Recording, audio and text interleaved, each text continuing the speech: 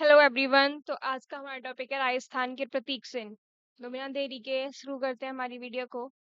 तो एक टेबल दी गई है जिसमें इस साइड नाम दिए गए हैं प्रतीक चिन्हों के, और ये वैज्ञानिक नाम है और इस दिन अधिसूचना की दिनांक दी गई है। तो अगर हम राज्य पक्षी की बात करें तो ये गौंडावण है। इसको ऑर्डियोटिस नाइग्रीसेप्स या कोरिएटस नाइग्रीसेप्स भी कहते हैं। 21 मई 1982 में इस ये राज्य पक्षी घोषित हुआ। और राज्य पशु की बात करें तो अगर वन्यजीव श्रेणी में चिंकारा और पशुधन श्रेणी में ऊंट। तो चिंकारा को बोलते हैं गजेला बनेट्टी और गजेला गजेला। ये 12 दिसंबर 1983 को इसकी सूचना अधिसूचना के द्वारा ये घोषित हुआ। और ये पशुधन श्रेणी में ऊंट है और ऊंट को कैमिलस डोमेडेरियस भी बोलते हैं। और 19 सितंबर 2014 को ये घोषित हुआ। राज्य वृक्ष खेजड़ी है। Pro प्रोसेपिस cineraria. 31 अक्टूबर 1983 को ये अधिसूचना द्वारा। राज्य पुष्प की बात करें तो रोहिणा का फूल है डिकोमेला एनिड्यूलेटा एंड्यूलेटा। 31 अक्टूबर 1983। राज्य खेल बास्केटबॉल है और 1948 में ये घोषित हुआ था। राज्य नृत्य की बात करें तो ये घूमर है। ठीक है। सबसे पहले हम बात करते हैं राज्य पक्षी गोनावट की। इसको ग्रेट इंडियन बस्टर्ड भी बोलते हैं। ये आपने नाम सुना होगा, ग्रेट इंडियन बस्टर्ड, उसी को बोलते हैं राजस्थान में गोनावट। गोनावन को 1981 में राज्य पक्षी घोषित किया गया। इसकी सूचना इसकी अधिसूचना 21 मई 1982 में जारी की गई, जिसमें ग्रेट इंडियन बस्टर्ड कोरिएटस नाइग्रीसेप्स को राजस्थान का राज्य पक्षी घोषित किया गया तथा इसे वन्य जीव संरक्षण अधिनियम 1972 के उपबंधों के अधीन पूर्णतः संरक्षित घोषित किया गया। ठीक है। वैज्ञानिक नाम इसका आपको चल गया पता, ऑर्डियोटिस आर्डियोटिस आर्डियोटिस नाइग्रीसेप्स आर्डियोटिस नाइग्रीसेप्स। और कुछ नोट में दिया गया है। गोडावरी की भारतीय प्रजाति ग्रेट इंडियन बस्टर्ड का वैज्ञानिक नाम कोरिएटस नाइग्रीसेप्स है।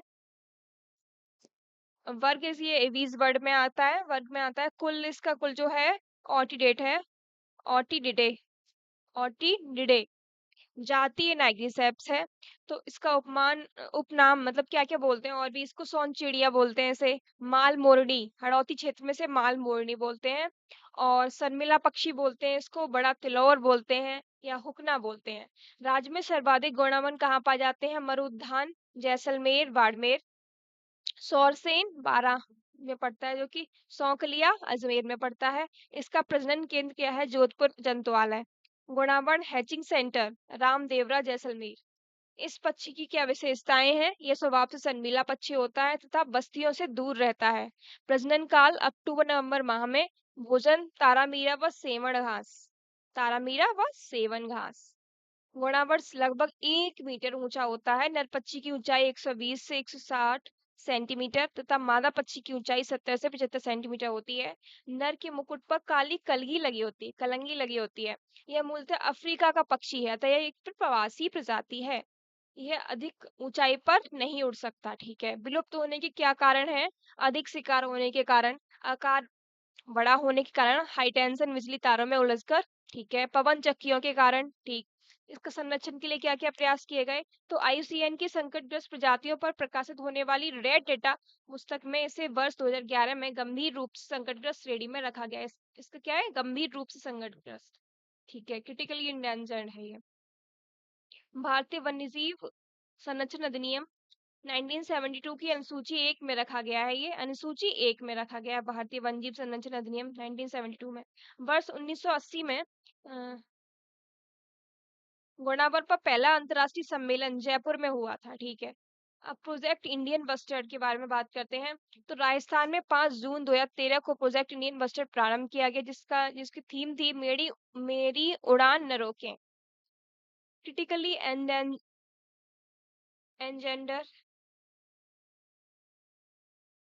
एंडेंजर्ड राज्य पक्षी गोनावर के संरक्षण हेतु भारत सरकार, भारतीय वन्य जीव संस्थान एवं सरकार, राज्य सरकार में हुए त्रिपक्षीय। ठीक है। सबसे पहले तो भारत सरकार, भारतीय वन्यजीव संस्थान और राज्य सरकार में हुए त्रिपक्षीय करार के अनुसार सम में गोणावर का कृत्रिम प्रजनन आरंभ किया गया।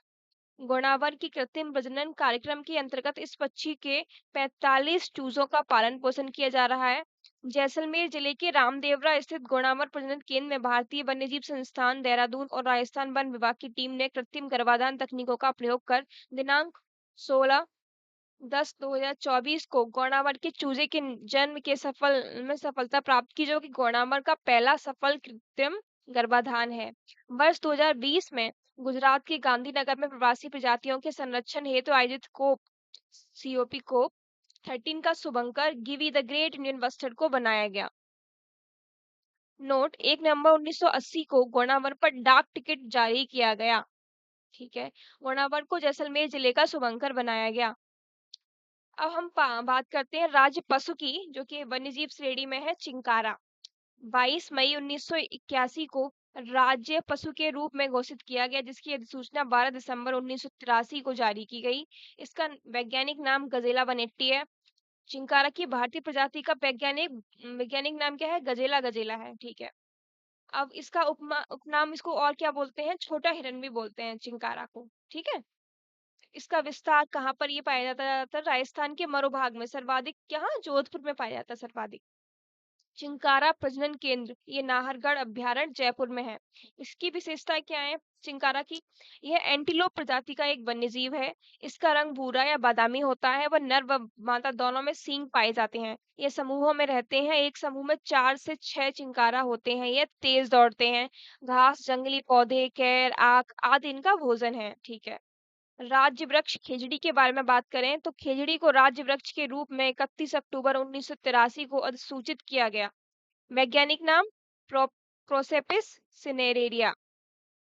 उपनाम क्या है? समी वृक्ष, थार का कल्पवृक्ष, जानटी, सीमेलो, पेमेल, पेमे तमिल भाषा में इसको पेमे बोलते हैं। रेगिस्तान का गौरव, भारतीय मरुस्थल का सुनहरा वृक्ष, बन्ना बन्नी कन्नड़ भाषा में, छोकड़ा सिंधी भाषा में, साईजाक बंगाली भाषा में।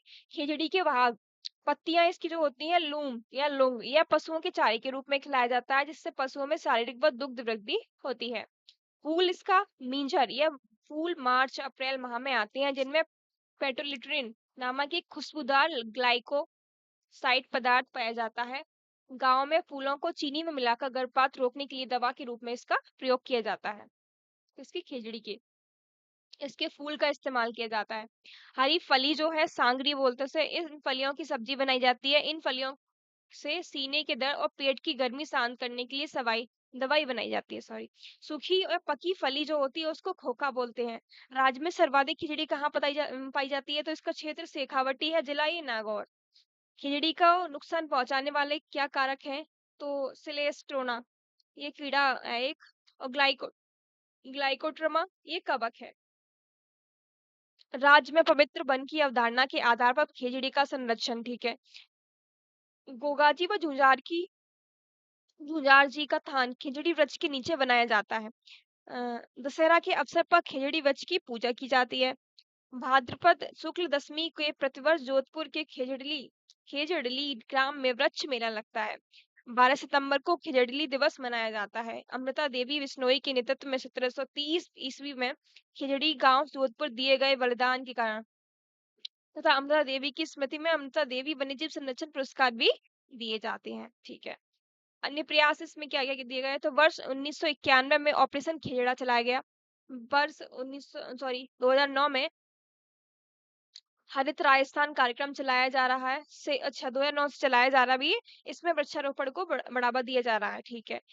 5 जून 1988 को विश्व पर्यावरण दिवस के अवसर पर खिचड़ी वृक्ष पर 60 पैसे का डाक टिकट जारी किया गया। ठीक है। केंद्रीय शुष्क बागवानी संस्था बीकानेर द्वारा वर्ष 2007 में खेजड़ी की किस्म कांटे रहित थार शोभा विकसित की गई। अब राज्य पुष्प रोहिड़ा के बारे में बात करते हैं। तो रोहिड़ा के फूल को राज्य पुष्प के रूप में 31 अक्टूबर 1983 को अधिसूचित किया गया। रोहिड़ा का वैज्ञानिक नाम टिकोमेला एनिडुटा एंड्यूलाटा एंड्यूलेटा है। इसका उपनाम है रेगिस्तान का सागवान, मरुशोभा, मारवाड़ का टीका और इसका विस्तार है पश्चिमी राजस्थान।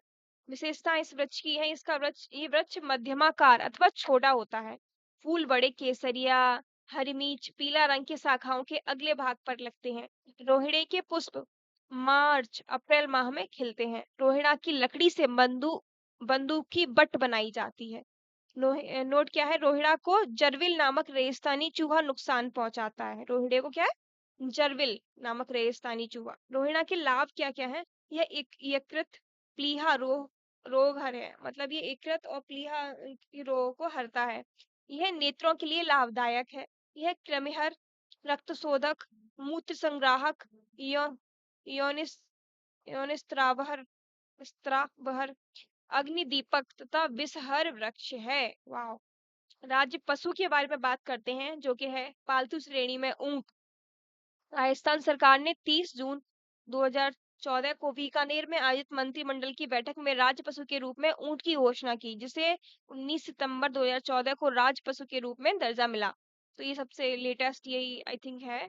तो इसका वैज्ञानिक नाम क्या है, कैमिलस ड्रोमेडेरियस। उपनाम इसका क्या बोलते हैं, रेगिस्तान का जहाज। अब ऊंट का तो पता ही है सबको, रेगिस्तान का जहाज किसे बोला जाता है, ऊंट को। तो विस्तार इसका क्या सर्वाधिक है, बाड़मेर, और न्यूनतम सबसे कम कहाँ मिलता है, ये प्रतापगढ़ में।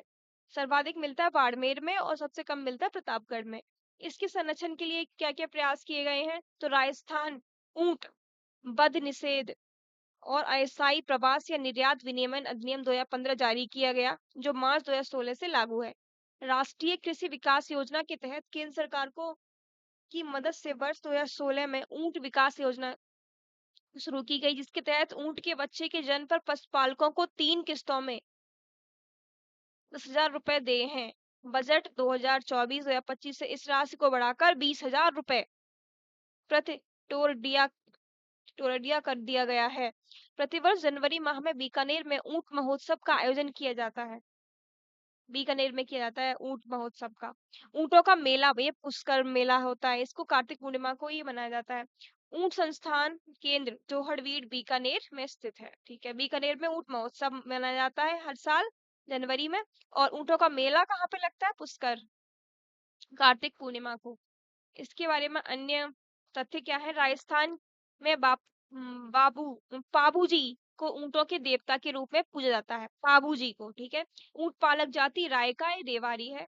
ऊंट की नस्लें, नाचना ऊंट सबसे सुंदर होता है, गोमट, जैसलमेरी, सिंधी, बीकानेरी, अलवरी, कच्छी ऊंट। ऊंटों में होने वाले रोग क्या है, सर्रा रोग या तिवरसा। राज्य में कैमल मिल्क डेयरी बीकानेर में स्थित है। कैमल मिल्क डेयरी कहाँ पे है, बीकानेर में।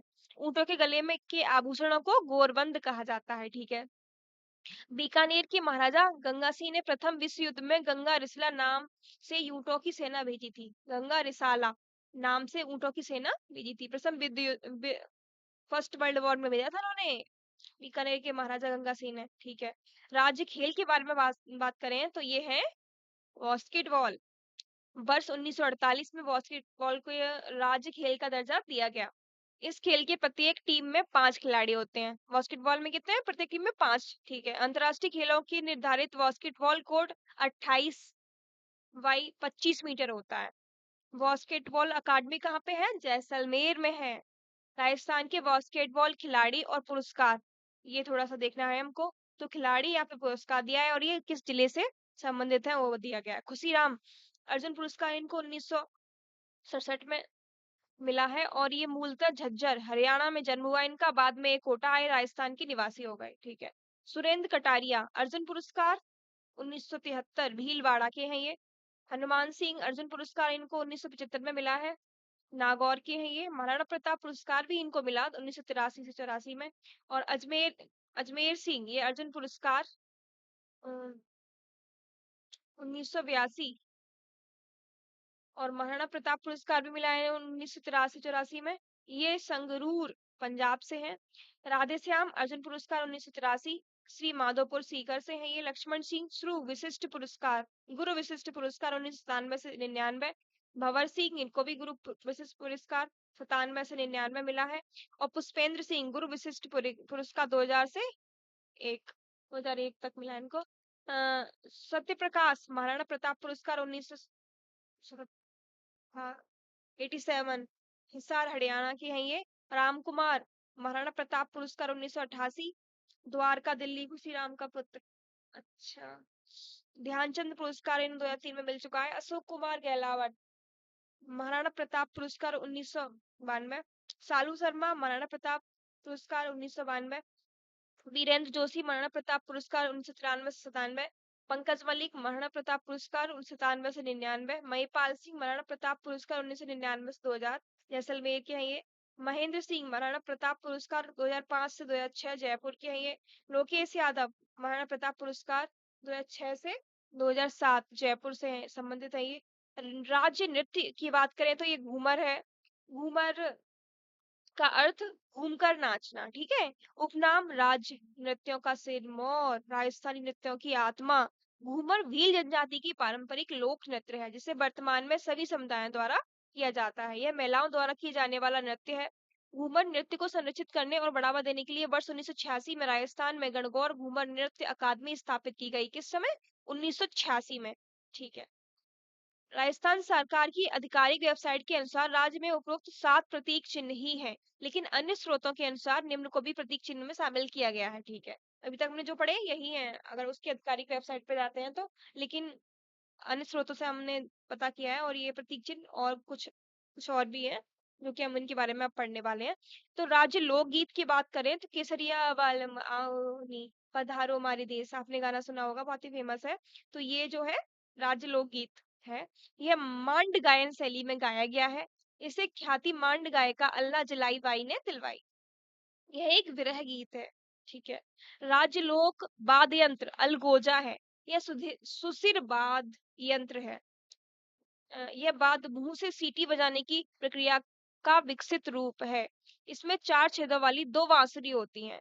इसे कोटा बूंदी अजमेर व अलवर क्षेत्र के गुजर मेव और धाकड़ जाति के लोग इसे बजाते हैं। अलगोजा को राम नारायण चौधरी नाक से अलगोजा बजाने के लिए प्रसिद्ध है। नाक से अलगोजा बजाते हैं ये राम नारायण चौधरी, ठीक है। राज शास्त्रीय नृत्य के बारे में बात करें तो ये यहाँ का है कथक। उत्तरी भारत में कथक शास्त्रीय नृत्य प्रचलित है। इस नृत्य के 2 घराने प्रसिद्ध हैं, एक जयपुर घराना और एक लखनऊ घराना। कथक नृत्य की उत्पत्ति जयपुर से हुई मानी जाती है। यह नृत्य में तबला और पंखवाद जैसे प्रमुख वाद्य यंत्रों के साथ किया जाता है। राजस्थान में प्रचलित एकमात्र शास्त्रीय नृत्य कथक ही है। कथक नृत्य के प्रमुख कलाकार बिरजू महाराज, सितारा देवी, गोपी कृष्ण, मालविका मित्रा, रोहिणी भाटे, रोशन कुमारी, पंडित दुर्गालाल, ठीक है।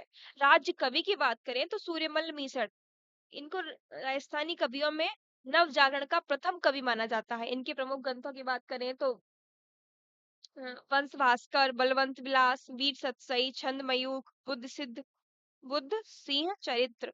नोट: वंश भास्कर में बूंदी राज का ऐतिहासिक वर्णन है। वंश भास्कर में किसका है? बूंदी राज का ऐतिहासिक वर्णन। इसे सूर्यमल मिसर के दत्तक पुत्र मुरारी दान ने पूरा किया था। अब हम आज के लिए इतना ही, और नेक्स्ट वीडियो में हम पढ़ने वाले हैं राजस्थान के प्रमुख अनुसंधान केंद्र, ठीक है। तो तब तक के लिए पढ़ाई कीजिए, खुश रहिए और अपने ड्रीम को पाने के लिए लगातार प्रयास करते रहिए, ठीक है। मिलते हैं आपसे नेक्स्ट वीडियो में। अगर आपको वीडियो पसंद आई है तो लाइक शेयर एंड सब्सक्राइब, ठीक है।